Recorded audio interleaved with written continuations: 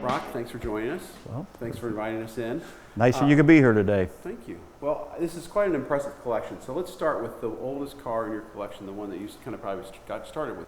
My first car that I purchased as a young person is a 51 MG TD, some BMWs, and then our first Porsche was an 82, but prior to that, in 1980, I bought a 308 Ferrari, 308 GTS Ferrari from Marchetti up in Chicago, and so that was the first Ferrari I'd purchased. And then I think in 82, I bought a 911 SC Porsche, and then in 87 I bought the turbo Porsche, which I continue to enjoy driving quite a bit. It's got 140,000+ miles. Been a great car. And then as I made a few more bucks, bought a few more cars. Now, tell me a little bit about driving this, because this is one of my favorite cars of all time, and it's also one of the rare, Ferraris out there, a Ferrari F40 twin turbo. Well, obviously this was Ferrari's 40th anniversary car. It was the last car that Enzo Ferrari was personally involved with. Porsche had come out with a 959, which was a 200-mile-an-hour car. And so Ferrari, as part of his 40th anniversary in 1987, he came out with the F40, and this car is capable of 201 miles an hour. So he wanted to outdo Porsche, and he obviously did. And soon after this car came out, the unveiling, Ferrari passed away, and the market escalated on these cars.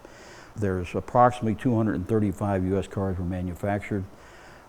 This is a 92, which is the last year they made the car. This car is one of 35 cars that were made in 1992, and it's a February build car. It's a terrific car to drive, and it's an iconic car.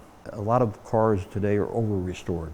People, they tend to make them better than they ever were in the factory when they left the factory.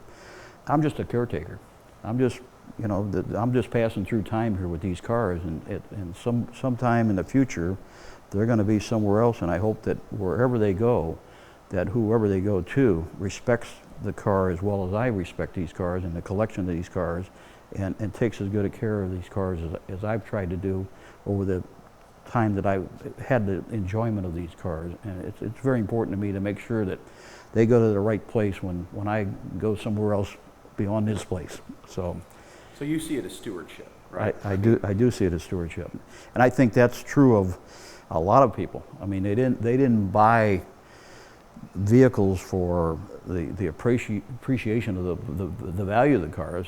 That just happened. Well, one of the other things I think is the important thing with these cars is to share them with young people, to try to get them into the hobby.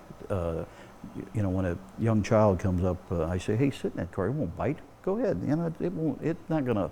Can I? And it's a pleasure for me to see a smile on somebody's face when they have the opportunity to sit in a car that they may not ever see or ever get to sit in again. So I enjoy doing that. You may have a 51-year-old ask you to see if you can sit in this car. So. Well, we'll try to put you in. We may need a shoehorn for you. Agreed value, mileage rollover, and tiered mileage plans. Classic Auto, insuring your vehicle, insuring your passion. Call or click Classic Auto today.